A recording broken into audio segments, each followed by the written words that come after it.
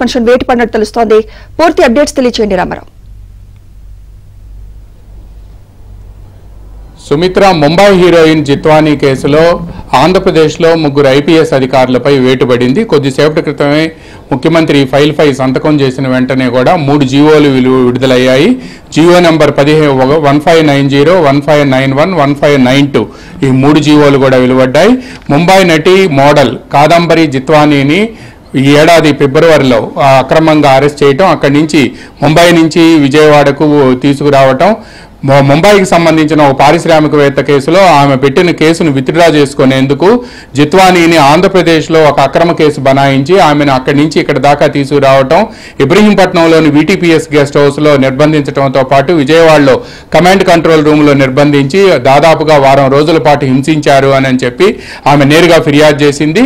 దీంతో పాటు కుక్కల విద్యాసాగర్ అనే వ్యక్తితో ఒక ఫిర్యాదు చేయించి ఆ తరువాత ఆ ఫిర్యాదు ఆధారంగా ఒక ఫోర్జుడ్ డాక్యుమెంట్స్ తయారు చేసి ఆ ఫోర్జుడ్ డాక్యుమెంట్స్ ఆధారంగా ఆమెను వెళ్లి అరెస్ట్ చేసి ఇక్కడికి తీసుకువచ్చి ముంబైలో ఉండే పారిశ్రామికవేత్తపై కేసును విత్డ్రా చేసుకునేందుకు ఆమెను పోలీసులు ఇక్కడ హింసించారు అని చెప్పి కూడా ఏబిఎన్ ఆంధ్రజ్యోతి వెలుగులోకి తీసుకొచ్చింది. ఆ తర్వాత ప్రభుత్వం దీనిపై విచారణ జరిపింది. విజయవాడ ఏసీపీ డాక్టర్ స్రవంతి రాయ్ ఆధ్వర్యంలో ఒక విచారణ కమిటీని నియమించారు. ఆమె విచారణ చేసిన క్రమంలో ఆమె ఎవరైతే ముంబై నటి కాదంబరి జిత్వానీని అరెస్ట్ చేసేందుకు వెళ్లారో ఆ బృందంలోని కొంతమంది పోలీసు అధికారులే అప్రూవర్లుగా మారి కేవలం 3 అధికారుల ఆదేశాల మేరకే ఇదంతా తాము చేశాము అని చెప్పి కూడా వాళ్ళు ఒక అప్రూవర్గా స్టేట్మెంట్ ఇచ్చారు.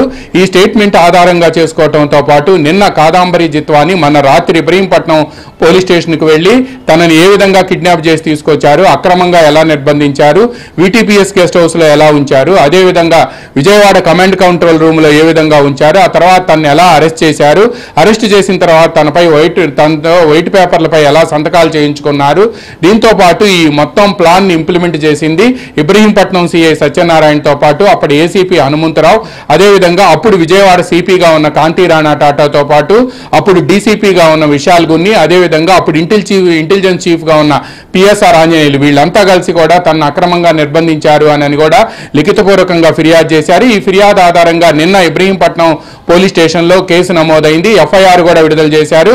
ఈ ఎఫ్ఐఆర్ లో కుక్కల విద్యాసాగర్ పేరు ఒక్కటి మాత్రమే పేర్కొన్నారు. అయితే జిత్వానీ ఇచ్చిన ఫిర్యాదులో 3 ఐపీఎస్ అధికారులు, మాజీ ఇంటెలిజెన్స్ బాస్ సీతారామాంజనేయులు, అదేవిధంగా విజయవాడ మాజీ సిపి కాంతి రాణా టాటా, అదే అప్పటి డీసీపీగా పనిచేసిన విశాల్ గున్ని, వీళ్ళ 3 పేర్లు కూడా ఉండటంతో ప్రభుత్వం వెంటనే దీనిపై చర్యలు తీసుకోవాలని చెప్పి నిర్ణయించింది. అదేవిధంగా డాక్టర్ స్రవంతి రాయ్ ఇచ్చిన నివేదికపై డీజీపీ కూడా నివేదిక తయారు చేసి రాష్ట్ర ప్రభుత్వానికి అందించారు.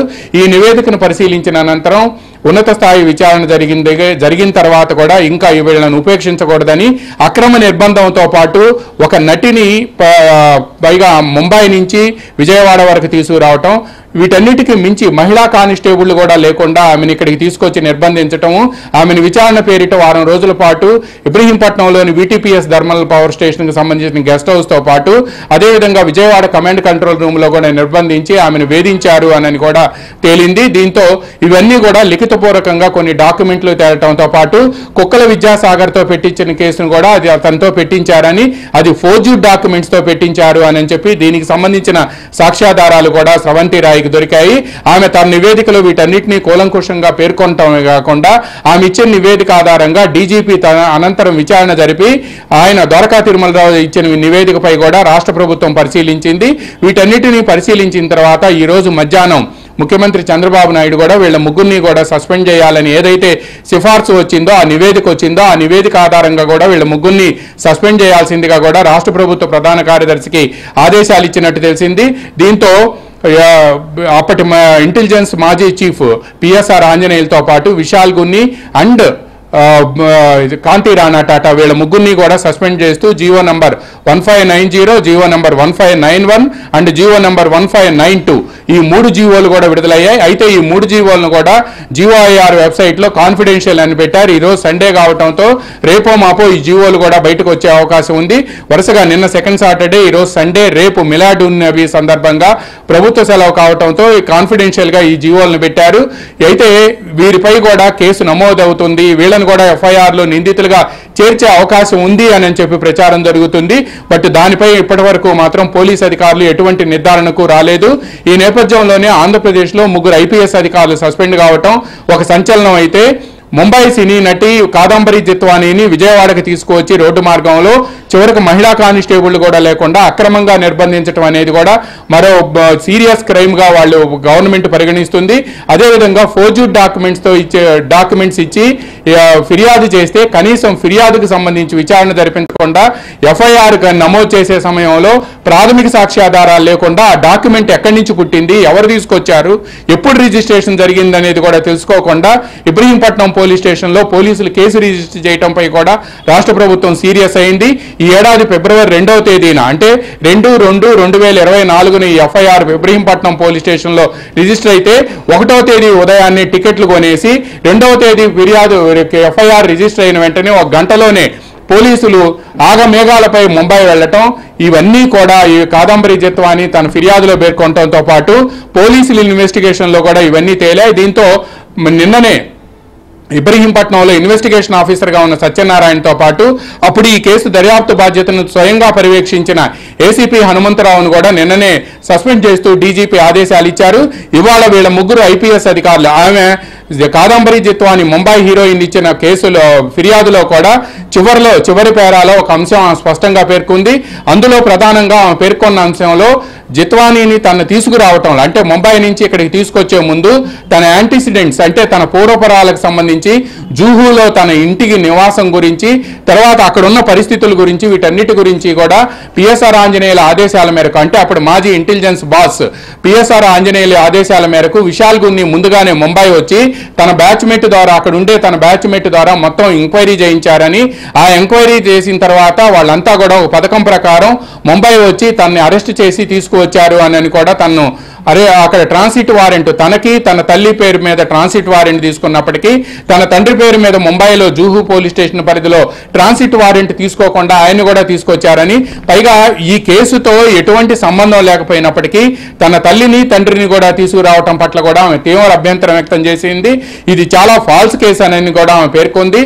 అప్పట్లో ఆమెను ఆమె తల్లిని ఇద్దరిని కూడా జూహు పోలీస్ స్టేషన్కి రావాలని అక్కడ పోలీసులు కోరగా ఆమె ఇంటి దగ్గర నుంచి కూడా పోలీస్ స్టేషన్కి వచ్చే క్రమంలో మార్గమధ్యంలోనే ఆమెను ఆంధ్రప్రదేశ్ పోలీసులు వెళ్లి అరెస్ట్ చేయటం కూడా తీవ్ర సంచలనం రేకెత్తించింది.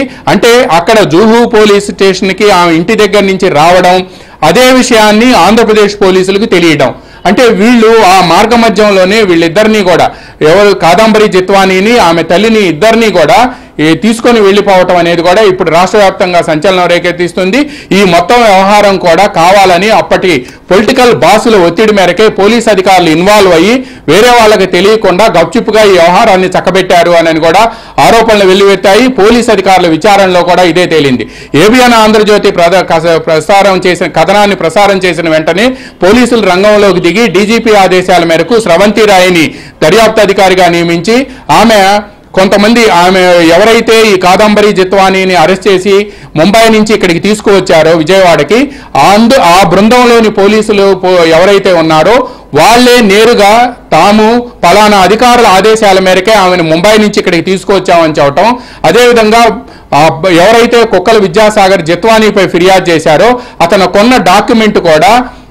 కొన్న డాక్యుమెంట్కి రిజిస్ట్రేషన్ జరిగిందని చెప్పడానికి కూడా పొంతన లేకుండా పోవటం, పైగా మహిళా కానిస్టేబుల్ లేకుండా ఒక హీరోయిన్ని ముంబై నుంచి విజయవాడకి తీసుకురావటం, దీంతో పాటు వాళ్ళు 2వ తేదీన కుక్కల విద్యాసాగర్ ఇచ్చిన ఫిర్యాదు మేరకు కేసు రిజిస్టర్ అయితే అంటే ఈ ఏడాది ఫిబ్రవరి 2వ తేదీన అతను ఇచ్చిన ఫిర్యాదు మేరకు ఎఫ్ఐఆర్ రిజిస్టర్ అయితే ఇక్కడి నుంచి ఆగమేఘాలపై పోలీస్ అధికారులు విశాల్ గున్ని ఆయన నేతృత్వంలోని బృందం ముంబై వెళ్లేందుకు 1వ తేదీని విమాన టికెట్లు కొనటం, ఇదంతా కూడా చూస్తే కూడా కనీసం సీరియస్ టెర్రరిస్టులను పట్టుకునేందుకు కూడా ఇంత వేగంగా పోలీస్ యంత్రాంగం కదిలే అవకాశం లేదు అని చెప్పి కూడా పోలీస్ అధికారుల విచారణలో తేలింది. ఈ నేపథ్యంలోనే ఈ మొత్తం వ్యవహారంలో కూడా అప్పటి మాజీ ఇంటెలిజెన్స్ బాస్ పిఎస్ఆర్ ఆంజనేయులతో పాటు అప్పటి డీసీపీ విశాల్ గున్ని, అదేవిధంగా అప్పటి విజయవాడ సిటీ పోలీస్ కమిషనర్ గా ఉన్న కాంతి రాణా టాటా వీళ్ళ ముగ్గురి హస్తం ఉందని తేలటంతో వీళ్ళ ముగ్గురిని కూడా సస్పెండ్ చేసినట్టు మనకి తెలిసింది. వీళ్ళ ముగ్గురిని సస్పెండ్ చేస్తూ కూడా కొద్దిసేపటి క్రితం జీవోలు విడుదలైనప్పటికీ జీఓఐఆర్ వెబ్సైట్ లో వాటిని కాన్ఫిడెన్షియల్ గా పేర్కొన్నారు. ఇవి ఈ రోజు రేపట్లో కూడా ఈ జీవోలు బయటకు వచ్చే అవకాశం ఉంది. ఎందుకంటే ఈ జీవోలు బయటకు వస్తే వెంటనే క్యాట్ కేంద్ర పరిపాలనా ట్రిబ్యునల్కి వెళ్లి స్టే తీసుకొచ్చే అవకాశం ఉందని వీటిని కాన్ఫిడెన్షియల్ గా పెట్టారు అని కూడా ప్రభుత్వ అధికార వర్గాలు చెబుతూ ఉన్నాయి. మొత్తానికి మొత్తం వ్యవహారం ఏబిఎన్ ఆంధ్రజ్యోతి వెలుగులోకి తీసుకురావడంతో రాష్ట్ర వ్యాప్తంగా చర్చనీయాంశంగా మారటమే కాకుండా సంచలనం రేకెత్తించడంతో చివరికి రాష్ట్ర ప్రభుత్వం విచారణ నిర్వహించి ఈ ముగ్గురు పోలీస్ అధికారులను కూడా సస్పెండ్ చేస్తూ కొద్దిసేపటి క్రితం ఉత్తర్వులు విడుదల చేసింది. Sumitra. Right, thank you Ramarao.